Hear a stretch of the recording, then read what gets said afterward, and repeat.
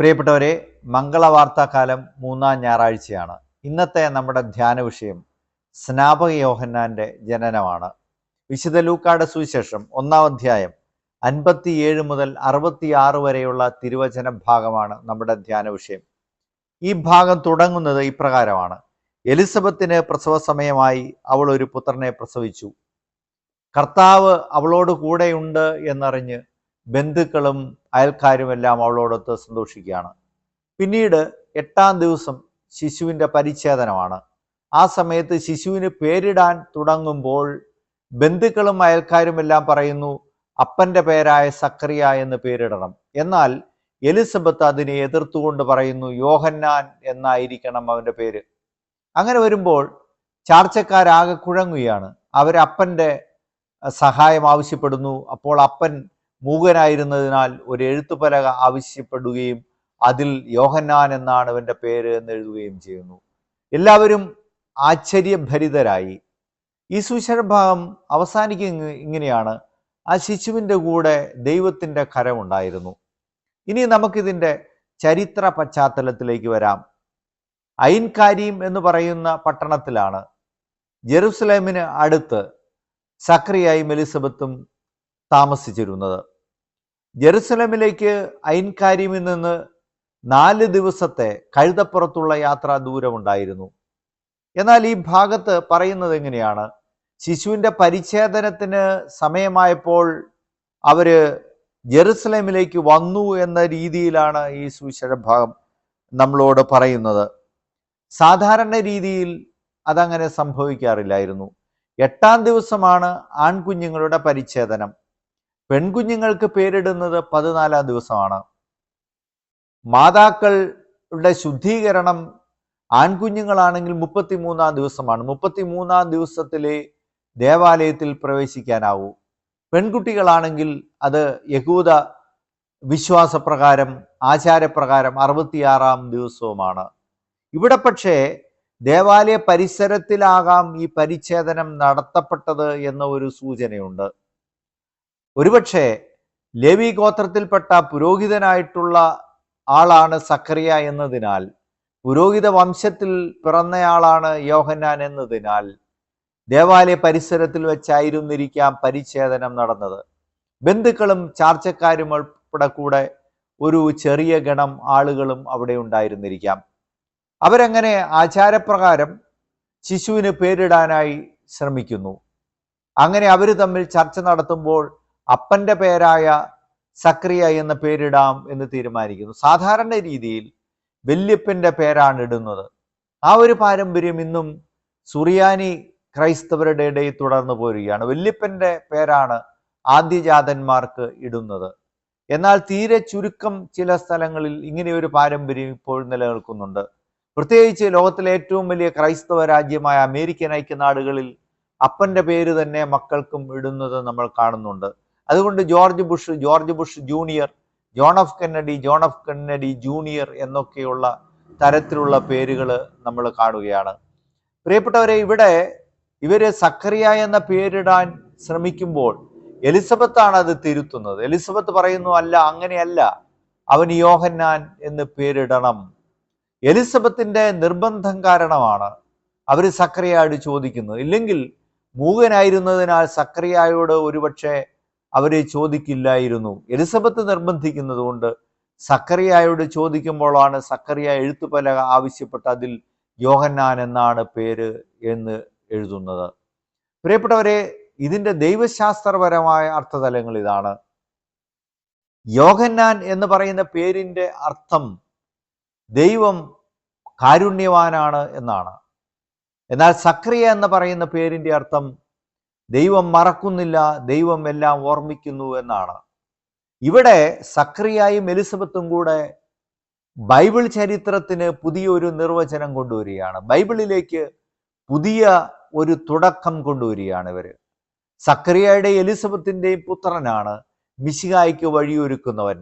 ദൈവത്തിൻ്റെ 2-ാം ആളായ ഈശോയുടെ ജനനത്തിന്, ഈശോയുടെ രക്ഷാകര പ്രവർത്തനത്തിന് വഴിയൊരുക്കുന്ന യോഹന്നാൻ തൻ്റെ പേരിലൂടെ തന്നെ ഒരു കാര്യം ഈ ലോകത്തോട്, മനുഷ്യചരിത്രത്തോട് വിളിച്ചു പറയുകയാണ്: ദൈവം ഇതാ ക്ഷമിക്കുന്നവനായിട്ട് വരുന്നു, ദൈവം പൊറുക്കുന്നവനായിട്ട് വരുന്നു. ഇനി അവൻ ഒരിക്കലും പാപങ്ങളുടെ കണക്ക് ശേഖരിച്ച് ശിക്ഷിക്കുന്നവനല്ല. സക്രിയ എന്ന പേരിന്റെ അർത്ഥം ദൈവമെല്ലാം ഓർമ്മിക്കുന്നു എന്നുള്ളതാണല്ലോ. അതുകൊണ്ടാണ് സങ്കീർത്തകൻ പറയുന്നത്, ദൈവമേ അങ്ങ് പാപങ്ങളെല്ലാം ഓർത്തിരുന്നാൽ ആർക്ക് രക്ഷയുണ്ടാകും. ഇവിടെ സക്രിയയും എലിസബത്തും കൂടെ പറയുന്നു, ഇനി വരുന്ന കാലം മറക്കലിന്റെ കാലമാണ്, ക്ഷമയുടെ കാലമാണ്. അതുകൊണ്ടാണ് അവർ പറയുന്നത്, ദൈവം ഓർമ്മിക്കുന്നു എന്നുള്ള സക്രിയ എന്ന പേരല്ല, ദൈവം കാരുണ്യവാനാണ് എന്നർത്ഥമുള്ള യോഹന്നാൻ എന്ന പേരാണ് ഇടേണ്ടതെന്ന്. അപ്പോൾ അതിൻ്റെ ദൈവശാസ്ത്രപരമായ അർത്ഥതലങ്ങൾ പൂർണ്ണമാകുന്നു. പ്രിയപ്പെട്ടവരെ, നമുക്കിനി ഇതിൻ്റെ പ്രായോഗിക പാഠങ്ങളിലേക്ക് വരാം. 4-5 പ്രായോഗിക പാഠങ്ങൾ നമുക്ക് ഈ സുവിശേഷ ഭാഗം തരുന്നുണ്ട്. ഒന്നാമത്തെ പാഠം ഇത് തന്നെയാണ്. അവളുടെ ബന്ധുക്കളും ചാർച്ചക്കാരും അവളോടൊത്ത് സന്തോഷിച്ചു. നോക്കുക, ഇവര് തന്നെയാണ് എലിസബത്തിനെയും സക്കറിയായും ഒക്കെ കുറ്റപ്പെടുത്തിയിരുന്നത്. വാർദ്ധക്യത്തിൽ പോലും പുത്രനില്ലാത്ത, മക്കളില്ലാത്തവരാണ് ഇവരെന്ന രീതിയിൽ, അത് ദൈവത്തിൻ്റെ ശാപത്തിൻ്റെ അടയാളമാണ് എന്ന രീതിയിൽ കുറ്റപ്പെടുത്തിയിരുന്നവരാണ് ഇപ്പോൾ ഇവരോടൊത്ത് സന്തോഷിക്കുന്നത്. നമുക്കുള്ള പ്രായോഗിക പാഠം ഇതാണ്.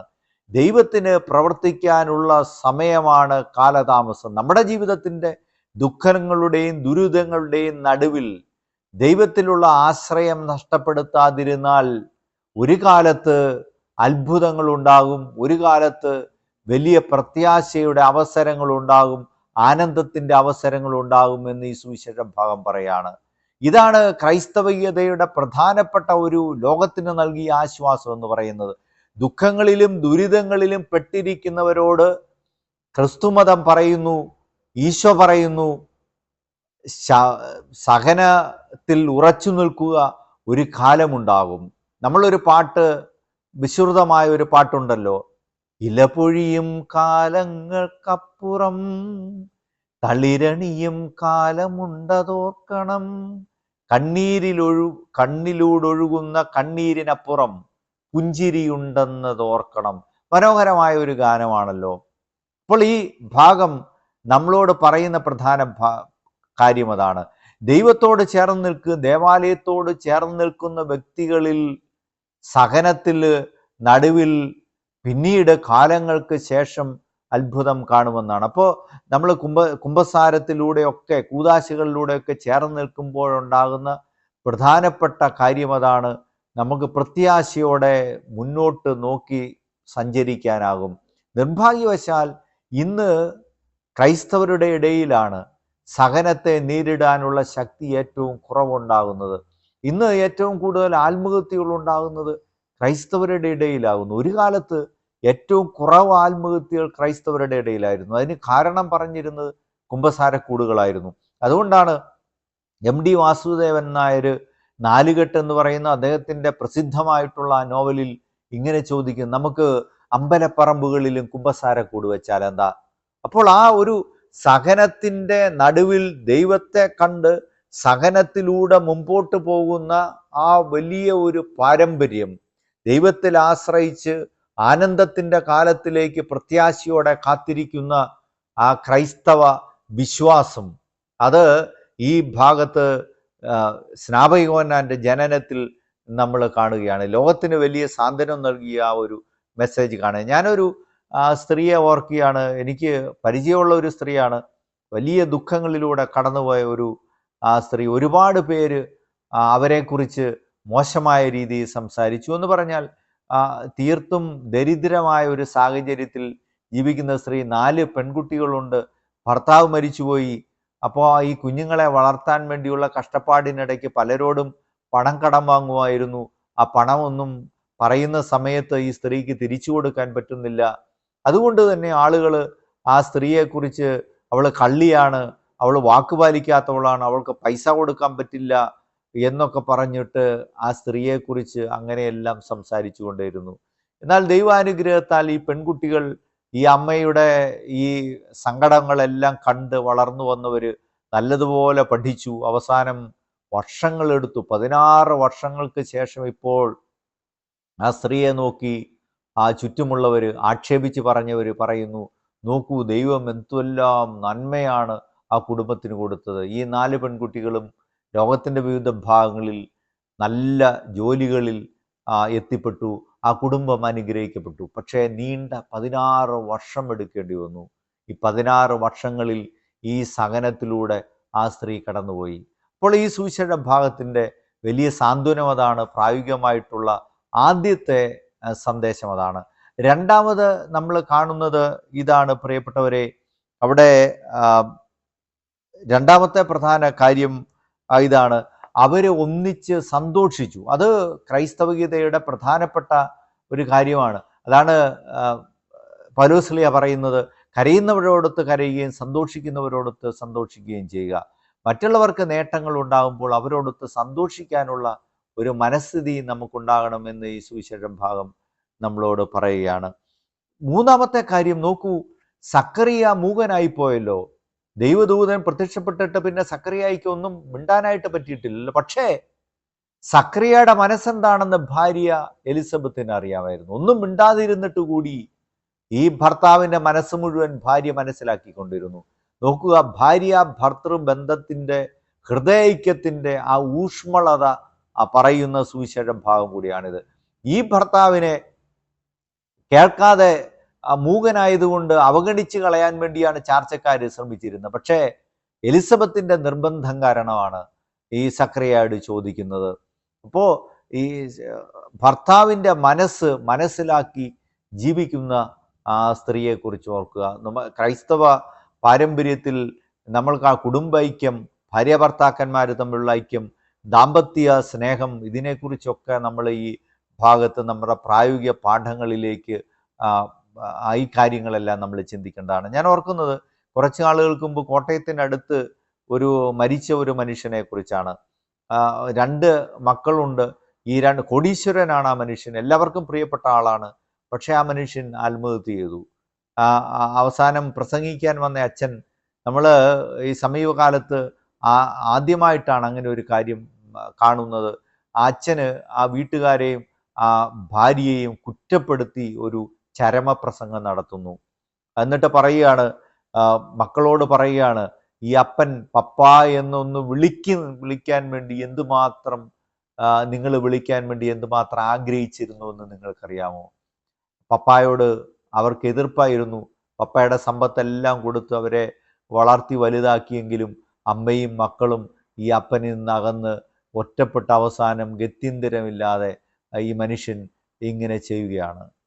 പ്രിയപ്പെട്ടവരെ, നോക്കുക, ഈ ഭാര്യ ഭർത്തൃ ബന്ധത്തിൻ്റെ ഊഷ്മളതയെക്കുറിച്ച് ഈ സുവിശേഷ ഭാഗം നമ്മളോട് പറയും. മൂന്നാമതായിട്ട്, നിശബ്ദരായിരിക്കുന്ന ആളുകൾക്ക് വേണ്ടി സംസാരിക്കാൻ നമുക്ക് കഴിയണം എന്ന് ഈ സുവിശേഷ ഭാഗം പറയാണ്. സക്കറിയ മൂകനാണ്. സക്കറിയായിക്ക് വേണ്ടി ഭാര്യ സംസാരിക്കുകയാണ്. ലോകത്തിൻ്റെ ഏത് സന്ദർഭത്തിലാണെങ്കിലും നിസ്സഹായരായിട്ടുള്ള ആളുകൾക്ക് വേണ്ടി ശബ്ദിക്കാൻ കഴിയണമെന്നുള്ളത് ഈ സുവിശേഷ ഭാഗം നമ്മളോട് ആവശ്യപ്പെടുകയാണ്. നാലാമത്തെ കാര്യം, ദൈവഹിതം എന്തെന്നറിഞ്ഞാൽ അതിനു വേണ്ടി നമ്മൾ നിൽക്കുക എന്നുള്ളതാണ്. യോഹന്നാൻ എന്നാണ് അവൻ്റെ പേര്. അത് ദൈവഹിതമാണ് എന്ന് ഇവർക്ക് 2 പേർക്കും അറിയാവുന്നത് കൊണ്ട് അവരതിൽ നിന്ന് വ്യതിചലിക്കുന്നില്ല. നോക്കൂ, നമുക്ക് ചുറ്റും ചിലപ്പോൾ ദൈവഹിതത്തിനെതിരായിട്ട് നമ്മളോട് സംസാരിക്കുന്ന ആളുകൾ കാണും. അവർ പറയുന്നതിൽ കൂടുതൽ ലോജിക്ക് ഉണ്ടായെന്നിരിക്കും. പക്ഷേ ഏതാണ് ദൈവഹിതം എന്ന് നമുക്ക് ബോധ്യമുണ്ടെങ്കിൽ അതിനു വേണ്ടി നിൽക്കാനുള്ള കരുത്ത് നമുക്കുണ്ടാകണം എന്ന് ഈ സുവിശേഷ ഭാഗം പറയുന്നു. അവസാനമായിട്ട് 5ാമത്തെ പ്രായോഗിക പാഠം ഇതാണ്, കർത്താവിൻ്റെ കരം അവനോടുകൂടി ഉണ്ടായിരുന്നു. കുഞ്ഞുങ്ങളുടെ ഒപ്പം ദൈവത്തിൻ്റെ കരമുണ്ടോ? ദൈവത്തിൻ്റെ തണലിലാണോ അവർ ജീവിക്കുന്നത് എന്ന് നമ്മൾ മനസ്സിലാക്കേണ്ട ഒരു കാലമാണ്. ആ ശ്രദ്ധ നമ്മിൽ നിന്ന് മാറിപ്പോകരുത് എന്ന് ഓർമ്മിപ്പിക്കുന്ന ഒരു സുവിശേഷ ഭാഗമാണ്. ദൈവത്തിൻ്റെ കൃപയുടെ തണലിലാണോ നമ്മുടെ തലമുറ വളർന്നു വരുന്നത് എന്ന് നാം ഉറപ്പുവരുത്തണം. കഴിഞ്ഞ ദിവസം ഒരു പ്രസിദ്ധമായ മെഡിക്കൽ കോളേജിലെ ഒരു പ്രൊഫസർ, ഡോക്ടർ ഒരു വോയിസ് നോട്ട് അയച്ചു തന്നു. അതിൻ്റെ കൂട്ടത്തിൽ ഒരു കുറിപ്പുമുണ്ട്, വാട്സാപ്പിൽ അയച്ചു തന്നു. സംഭവം ഇതാണ്, 3 ആഴ്ചയായിട്ടുള്ളൂ. ഒരു അധ്യാപകൻ്റെ മകനെക്കുറിച്ചാണത്. ആ അധ്യാപകൻ്റെ മകന് ഫ്രീ ഫയർ എന്ന് പറയുന്ന ഒരു ഗെയിമിന് അതിന് അഡിക്റ്റായിരുന്നു. അവർ കില്ലിങ് ഗെയിംസ്, ആ ഗെയിംസ് ഇങ്ങനെ തുടർച്ചയായിട്ട് കണ്ടുകൊണ്ടിരുന്നു. അപ്പോൾ അതിലെ ഒരു ടാസ്ക്കാണത്രേ, അതിൻ്റെ അകത്തെ ആ ഗെയിമിനകത്തെ ആളുകളെ കൊല്ലണം. കൊല്ലാനാകുന്നില്ലെങ്കിൽ സ്വയം നമ്മൾ ജീവൻ ഒടുക്കണം. അവസാനം ഈ ഈ ഈ കുട്ടി ജീവൻ ഒടുക്കുകയാണ്. പോലീസ് ഇൻവെസ്റ്റിഗേഷൻ്റെ അവസാനമാണ് ഇത് കാണുന്നത്. അപ്പോൾ അതറിഞ്ഞിട്ട് അയൽപ്പക്കക്കാരനായിട്ടുള്ള ഒരു എഡ്യൂക്കേറ്റഡ് ആയിട്ടുള്ള ഒരു മനുഷ്യൻ ഇടുന്ന വോയിസ് നോട്ടാണ്. ഇതെല്ലാവർക്കും പങ്കുവെക്കണം, ഈ ഡോക്ടർ അയച്ചു തരുന്നതാണ്. പ്രിയപ്പെട്ടവരെ, ഈ സുവിശേഷ ഭാഗം ക്രിസ്മസിന് വേണ്ടി നമ്മൾ ഒരുങ്ങുമ്പോൾ ഈ സുവിശേഷ ഭാഗം നമ്മുടെ ക്രൈസ്തവ ജീവിതത്തിൻ്റെ പ്രായോഗികതകളിലേക്ക് ഒരുപാട് പാഠങ്ങൾ നൽകുന്ന സുവിശേഷ ഭാഗമാണ്. Subscribe now and press the bell icon. Never miss an update.